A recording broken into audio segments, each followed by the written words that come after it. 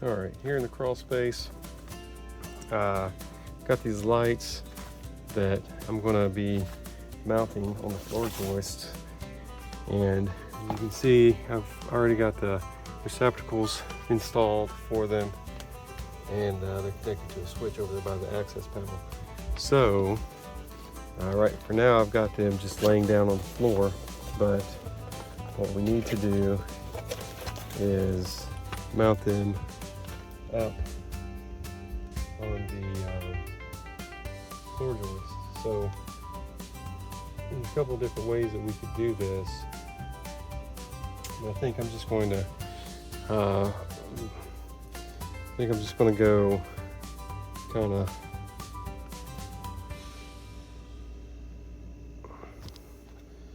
just go right here in line with the floor joist, since they're kind of running that way, and I need them to go that way. So let me adjust this angle for you real quick. These are fairly cheap little lights. I'm gonna unplug the one that's plugged into it. Okay. Since we're going along the floor joist like that, we can actually just drill our holes wherever we want to. So I'm going to drill 2 holes in this light. We'll go between the 2, if we can see this, we'll go between the 2 strips, just in the center strip. It's just metal. Probably a good idea to drill the holes when the light is off, but we're going to just go ahead and do it while the light's on. And then we're going to be careful not to drill into our moisture barrier there, vapor barrier.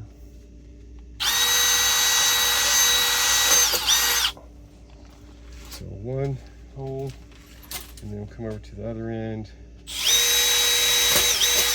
Got another hole. All right, then I'm just using drywall screws here, number 6 by 1.25 inches. All right, and then we'll pan up to try to get this installation in view. So it works out. These are, I think, 4-foot lights, and the cord is just a little over 4 feet long. So what we'll do is,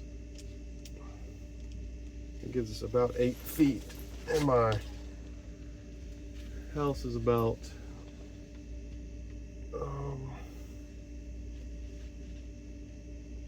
40 feet long. So we'll just go here, kind of stretch it out about as far as it'll go. Make sure that's roughly in the middle. Kind of hard to see because there's lights in my eye.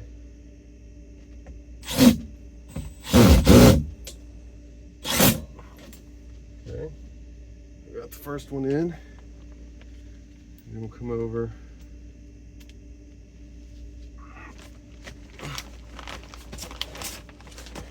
Roll under this vent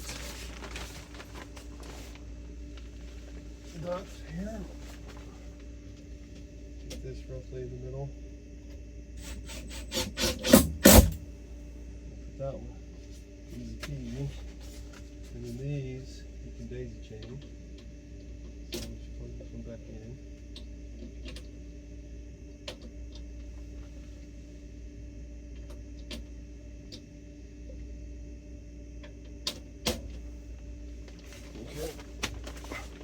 And then we'll go on down the line, and we'll kind of stretch the cord of the next one. Drill the holes, screw it up there. You can see where the screws ended up. And then each one has a pull chain in case you want to, I guess, not see where you're going. So then I'll come back and staple up these cords, probably get the kink out of that one, make sure that nothing's under stress. So I'm going to go ahead and screw the rest of these lights to the floor joist and then come back and staple. All right, see, we got all of our lights screwed to the joist. We're going to look at stapling these electrical wires, Romex. So in the crawl space, I just lay on my back. Just gonna have to accept that you're gonna get dirty. These need to be fastened within so many inches of the box. So that will need a staple up here, but I just want to make sure also that these don't come down, fall, get loose or whatever. I just want everything to be secure.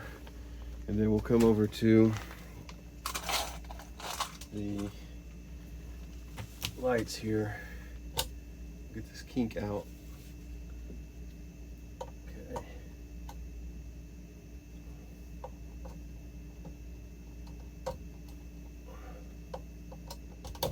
There we go. Got temper resistant outlet.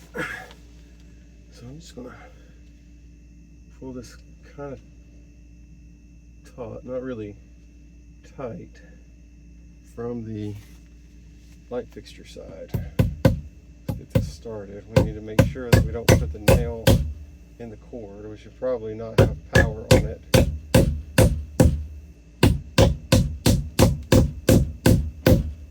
In case we do nick the cord. You put 1 or 2 staples, just whatever you feel like doing to make it as tidy as you want it to be.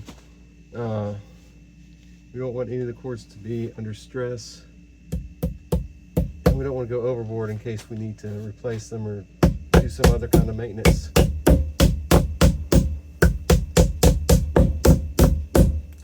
But we do want to keep them out of the way so that we don't snag them when we're in here working.